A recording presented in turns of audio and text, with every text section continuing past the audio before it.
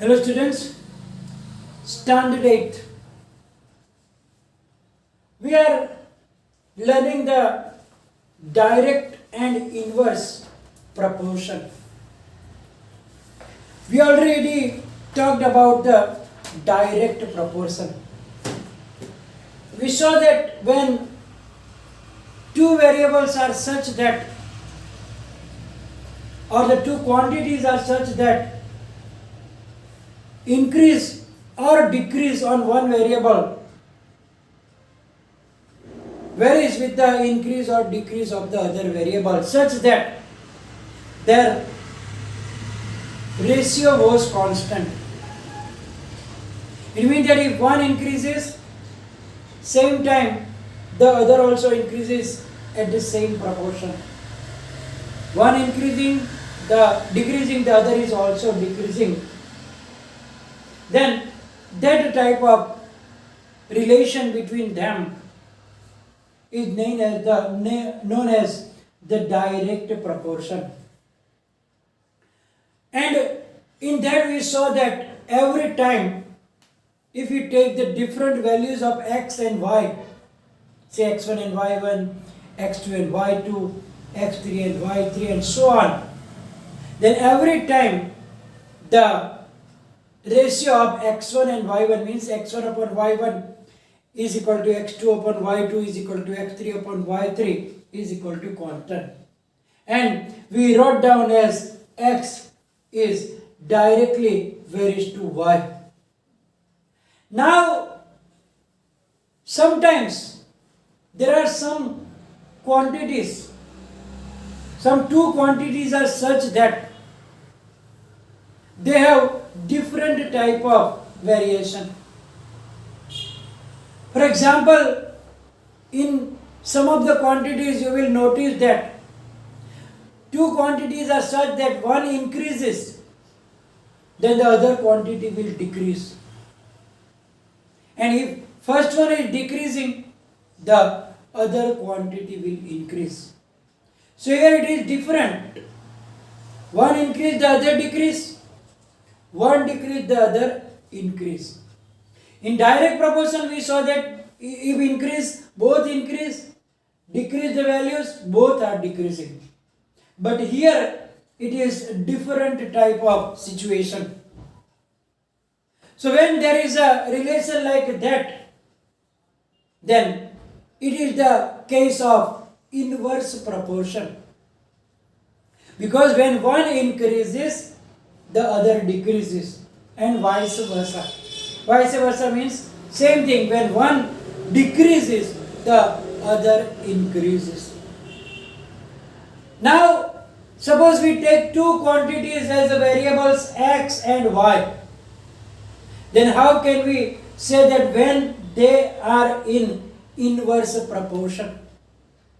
So here you can see that two quantities x and y are said to be in inverse proportion if there exists a relation of the type xy is equal to constant. It means that their product is constant.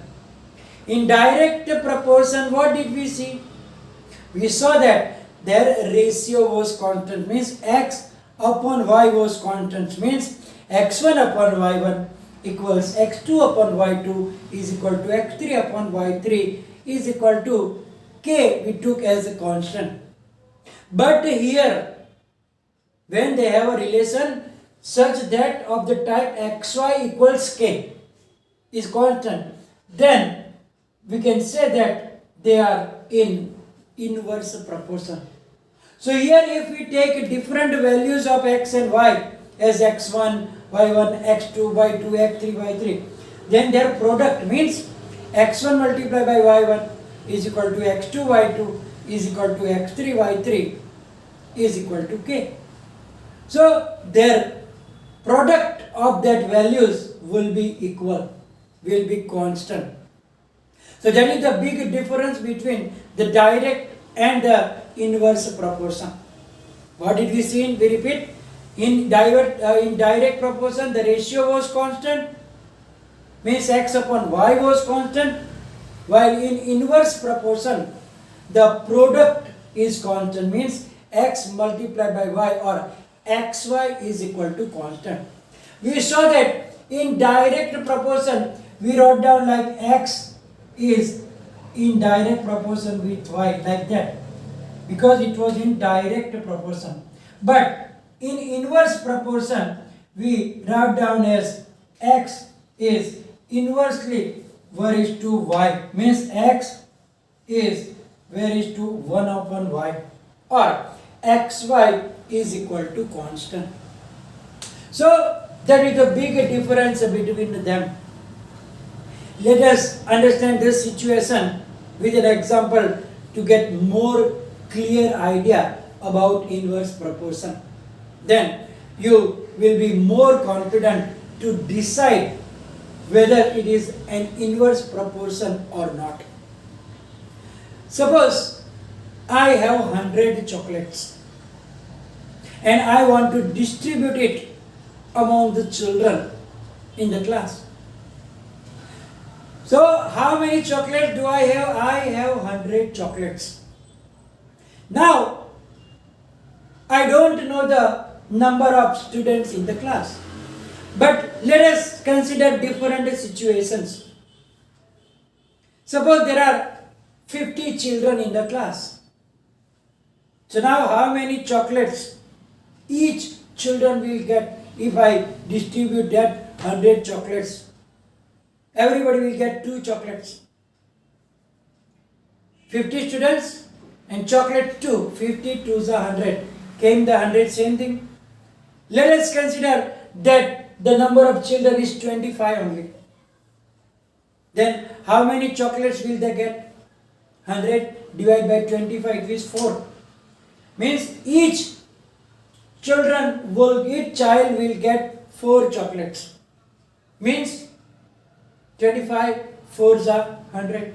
Again the product is same. Suppose there are 20 children only. Then each child will get how much? 25 is 100.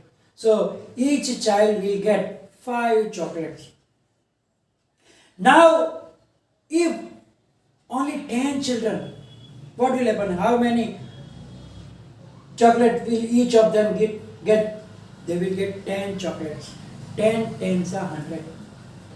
So here if you compare the number of children with the number of chocolate they get, you will see that number of children is decreasing, 50, 25, 20. But the number of chocolate they get is increasing, 2, 4, 5 and 10 and so on.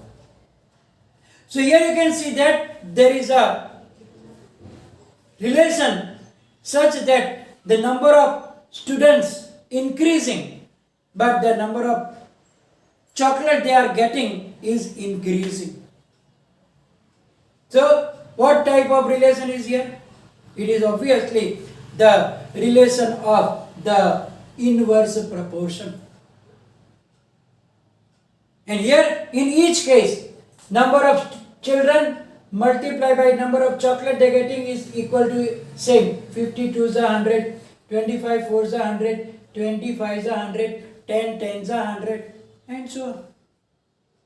So there is definitely a case of inverse proportion here. We can take another examples also. For example, number of workers and time to complete the job. Suppose a job is to be done. Now, if there are 2 persons only, and if there are 4 persons, who will make the job easier or very in short time? So as more workers will be there, then the time taken will be less. So as the number of workers will increase, the job will be completed in less days. And if the number of workers are less, then it will take more days to complete that job. It means that the number of workers and the days taken to complete that job will be also in the inverse proportion.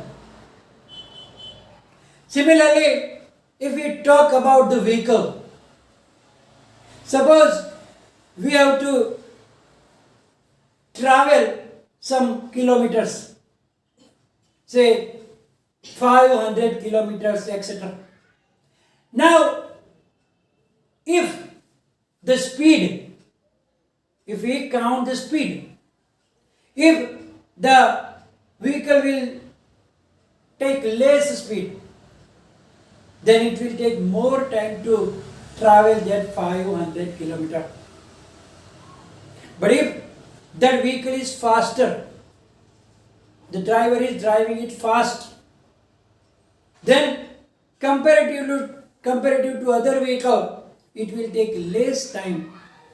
So speed is increasing, then the time taken is decreasing.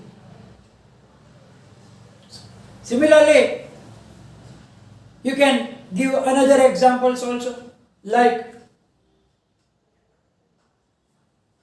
if you don't consider the distance, but in the distance also, suppose the speed is given and time is also given, then in some time the distance travel will be also like that. So here there are so many situations like that.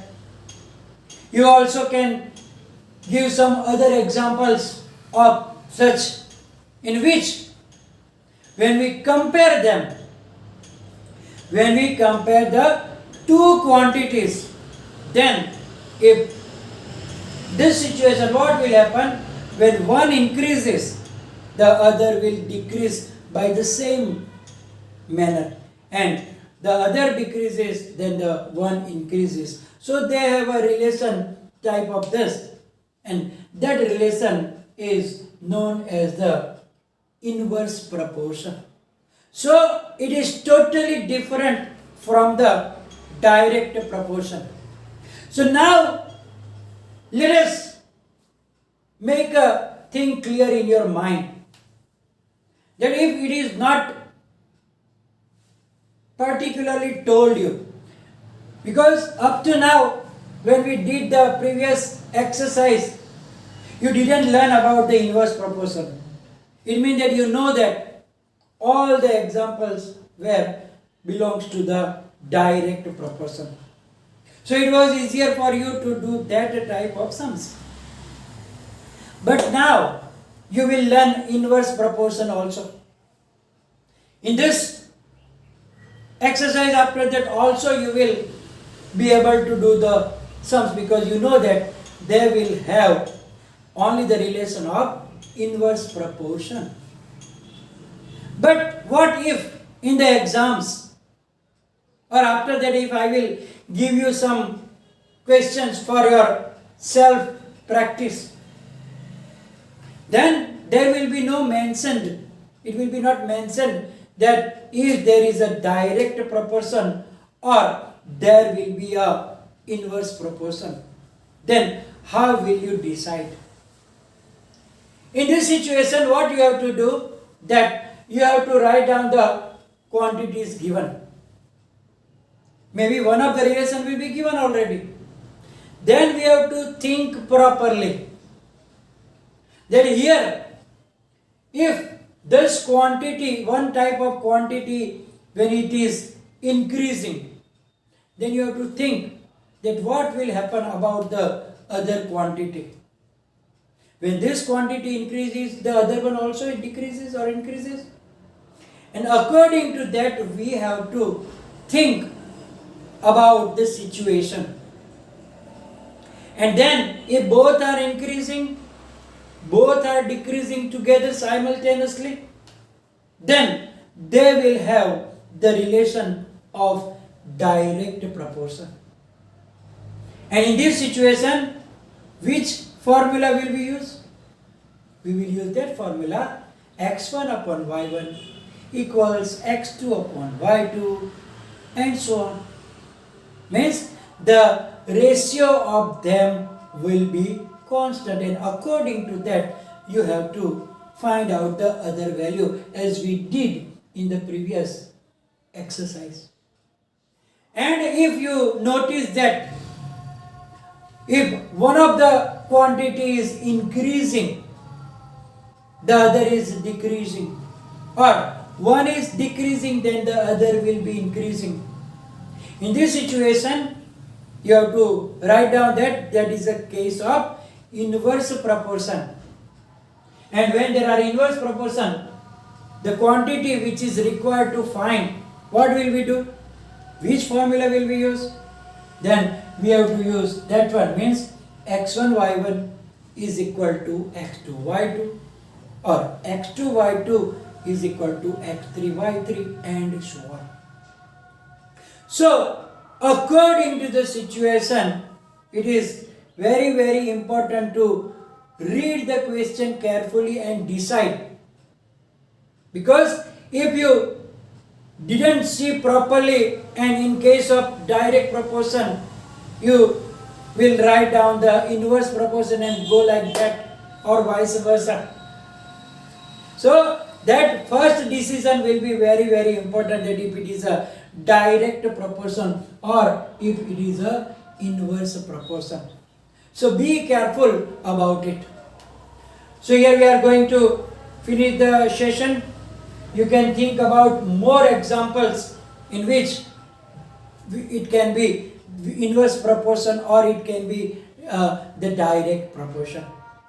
It will be followed by PDF, and in next session we will learn more about the inverse proportion and do the examples. Thank you very much.